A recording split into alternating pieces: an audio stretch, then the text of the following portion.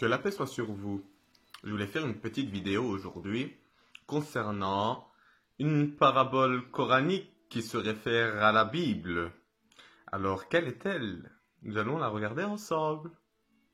Dans la sourate 48, la sourate El-Fath, la victoire éclatante, au dernier verset, verset numéro 29, il est écrit Muhammadun Rasulullah, Mohammed est le messager de Dieu. وَالَّذِينَ مَعَهُ أَشِدَّهُ عَلَى الْكُفَّارِ et ceux qui sont avec lui sont sévères sur les mécréants. رُحَمَاءُ بَيْنَهُمْ Ils sont miséricordieux entre eux, compatissants.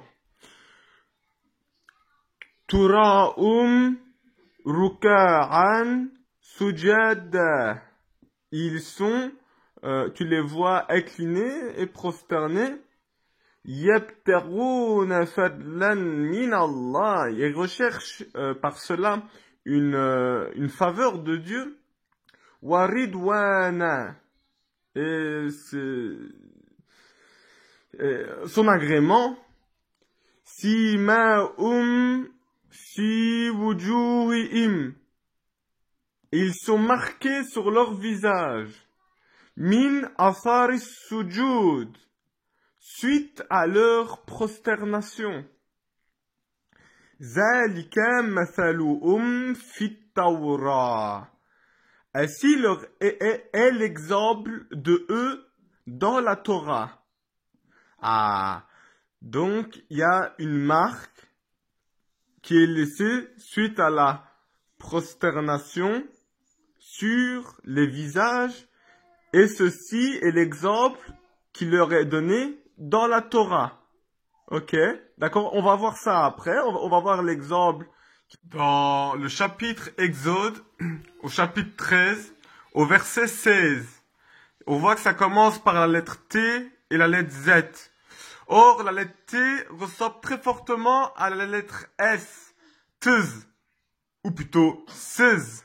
Moi, je pense que c'est plutôt 16. Voilà, plutôt que Tz. Donc, je pense qu'il faut le lire avec un S. Au lieu de dire TZ, c'est SZ. 16. Voilà. Bref. Il est écrit Wahayya. Wahayya. Et il sera. La awat. Ayat. Li awat. Pour signe. Ala. Sur. Yadika. Tama. Et regardez, et c'est ici qu'on va encore avoir la différence entre le T et le S. Et pour marque, et pour une marque, wa litu tafat, donc c'est un truc qui va autour de la tête, ou alors wali sous safat, qui est la marque, comme siyama ou musawwama, qui est le fait de marquer. Bayna, entre, Rayanik, tes yeux, entre tes deux yeux. Ah, donc ici il est question d'une marque entre les deux yeux. Et ce sera des preuves, des ayats, des signes. Donc il est question de garder en tête la loi de Dieu et de les appliquer. Donc les garder, la loi de Dieu, entre les deux yeux, dans le cerveau, et les appliquer par les mains. Continuons le verset. On va apprendre d'autres choses. Continuons le verset, même s'il n'a pas vraiment quelque chose à voir avec la marque dont nous parlons. Il y a quand même quelque chose de troublant qui est écrit, c'est « Fi dans Barzak ». Dans le Barzak. Qu'est-ce que c'est que ça, le Barzak?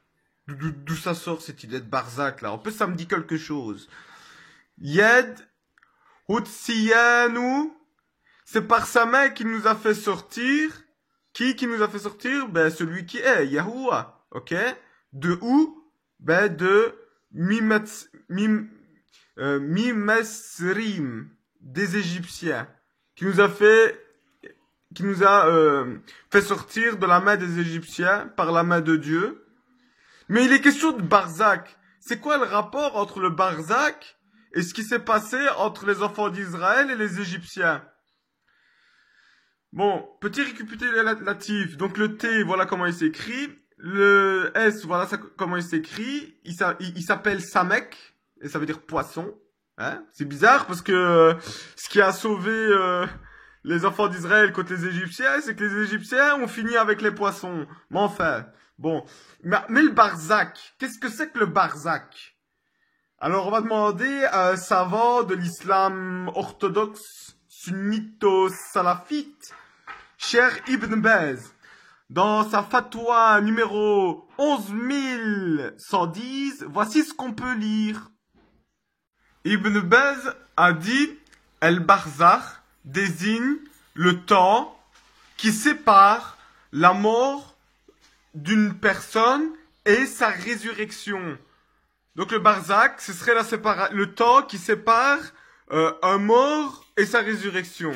À ce propos, il est écrit dans le Coran, sourate 40, verset 46, c'est toujours Ibn Baz qui parle, « Ce feu auquel sont exposés matin et soir, et le jour où l'heure arrivera, faites entrer les gens de Pharaon au plus dur des châtiments. » C'est bizarre, hein? Ibn Baz, apparemment, il a une très bonne connaissance de la Torah, puisqu'il dit que le Barzakh, il est lié aux gens de Pharaon, en citant ce verset du Coran.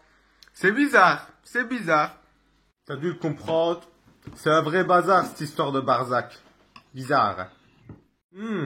Intriguant, hein, tous ces éléments, quand même. Bon, je dirais que, à la base, je devais faire une vidéo juste sur la marque, sur le front. Mais voilà, je suis tombé sur le Barzakh, donc je me suis dit autant en parler. Donc maintenant, j'aimerais qu'on regarde un verset de l'Apocalypse. Ouais. Dans Apocalypse, au verset 3 du chapitre 7 et au verset 4 du chapitre 9, il est question d'une marque que ceux qui portent le sceau sur leur front seront sauvés. Ils seront les serviteurs de Dieu, ils seront protégés. À ne pas confondre avec la marque que le diable laisse, évoquée dans chapitre 13, verset 16 et chapitre 14, verset 9. À ne pas confondre la marque de Dieu et la marque du diable. En effet, elles seront tous les deux sur le front, et elles seront tous les deux sur la main. Mais ce n'est pas la même marque. Le bien et le mal n'est pas pareil. L'Apocalypse se référait à Ézéchiel chapitre 9. Au verset 4, on peut lire que le prophète marque le front des croyants qui espèrent le sauvetage, la sauvegarde. Et le 6 nous apprend que toute personne qui n'aura pas été marquée par le prophète sera exterminée, exécutée. Ceci n'est pas un poisson d'avril, qu'on se mette d'accord. Dans Matthieu, au chapitre 10, verset 38, il est écrit « Celui qui ne prend pas sa croix n'est pas digne de moi. » Donc, je vous invite à prendre la croix. Vous vous rappelez quand Moïse a dû faire avec du sang une marque dans les habitations hébreux pour pas que l'ange de la mort tue les enfants hébreux et que suite à cet événement, le fils de Pharaon est mort. Eh ben, c'était une sorte de croissant. C'est le croissant, d'ailleurs le drapeau turc aussi est lié au sang. La croix que les chrétiens mettent aussi est liée au sang, le sang du Christ. C'est une histoire vraiment sanguinaire. L'enseigneur dirige tout. Jésus a dit « Étroit et resserré est le chemin menant aux cieux, à la vie. Large et spacieux est le chemin menant à la perdition, et beaucoup l'empruntent. Tandis que le chemin étroit, peu l'empruntent. » Comme dans le Coran, si tu obéis à la majorité des gens qui sont sur terre, ils t'égareront du sentier d'Allah. Il dit, prenez garde des faux prophètes, car ils viennent à vous en vêtements de brebis, alors qu'au-dedans ce sont des loups voraces. Vous les reconnaîtrez à leurs fruits. Cueille-t-on des figues sur des chardons? Et donc, un vrai prophète, vous le reconnaîtrez par rapport à ses bons fruits. Un mauvais prophète, vous le reconnaîtrez par rapport à un mauvais arbre, à un mauvais fruit. Jésus, à travers cette parole, il nous apprend que la prophétie n'est pas terminée, que des prophètes sont encore à venir, aussi bien des vrais que des faux. Il termine en disant « et les mauvais arbres seront coupés et jetés au feu. السلام عليكم ورحمة الله تعالى وبركاته، مغفرة ونعمة وسكينة وروح القدس أيها الذين أحسنوا بالحسنى